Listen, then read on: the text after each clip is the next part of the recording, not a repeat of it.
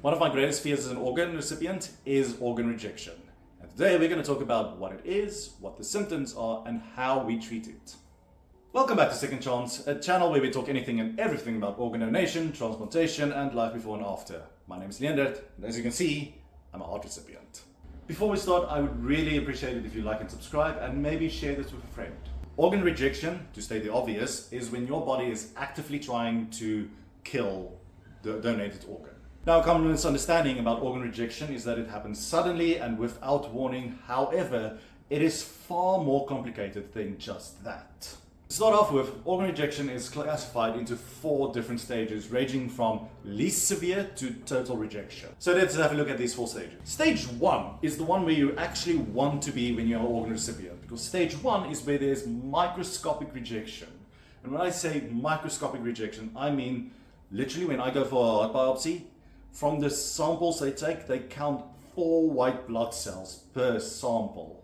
It is a very low level of rejection. Stage 2 rejection is still microscopic, but there's a much larger amount of white blood cells present per sample taken.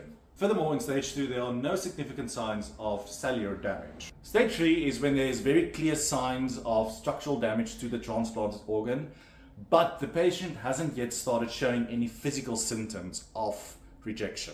At this point, treatment for both stages 2 and 3 is readily available and can be reversed to stage 1 with no further damage to the new organ. Treatment, however, has to start the instant that rejection is detected. And the thing is, usually this treatment doesn't last long. You're going to be in the hospital for a couple of days. Now, stage 4 is where it becomes really, really dangerous. This is where you have actual total rejection and you start showing physical signs of rejection.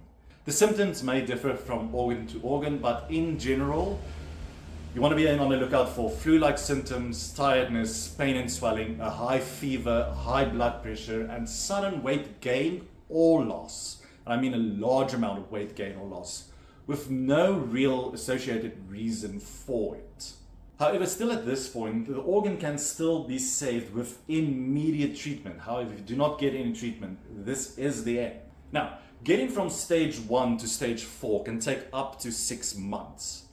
This is why in my own personal journey as an organ recipient, heart recipient specifically, I have to go for a cardio biopsy every year where they actually check what my level of rejection is.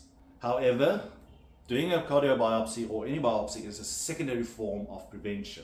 The surest way to keep yourself safe from rejection is to drink your anti-rejection medication as instructed by your doctor, and not to miss a dose. Another form you can use to monitor your own rejection levels is to actually exercise. If you are consistent with exercise and you do the same thing every day, the moment you are not able to do it, this is usually a very good indication that there might be some form of rejection. That is it for me this week. If you find this interesting, please like and subscribe and leave a comment. Ask a question. I gladly answer them. And as always, I'm Leendert and I remind you, you only live twice. See you again.